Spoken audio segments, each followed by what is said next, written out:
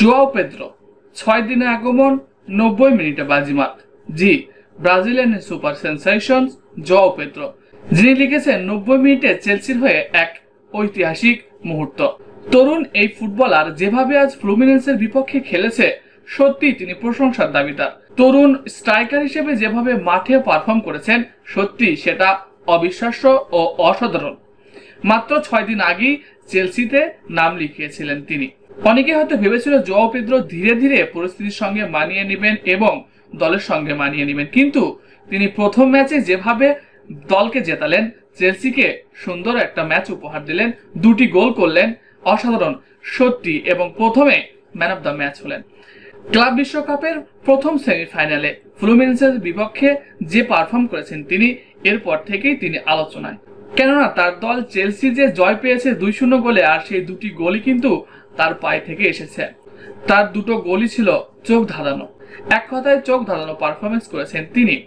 প্রথম গোলটি আসে খেলার 18 মিনিটে।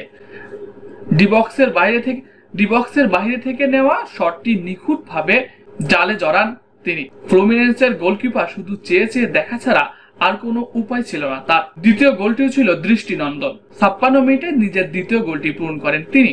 সবচেয়ে চমৎকার বিষয়গুলির মধ্যে একটি হলো, 2টি গোল করার পরেও পেদ্রো কিন্তু সেলিব্রেশন করেনি, কেননা তার শৈশবের ক্লাব ফ্লুমিনেন্স।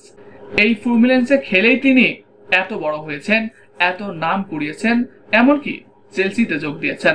তিনি তার ক্লাবের প্রতি যথেষ্ট সম্মান রেখে সেলিব্রেশন করেনি, কিন্তু পেশাদার ফুটবলে এমনটা হয়ে থাকে, যেখানে আপনি বেড়ে উঠবেন, যে ক্লাব আপনাকে বিশ্বকে চেনাবে, সেই ক্লাবের বিপক্ষে আপনার একদিন খেলতে হবে।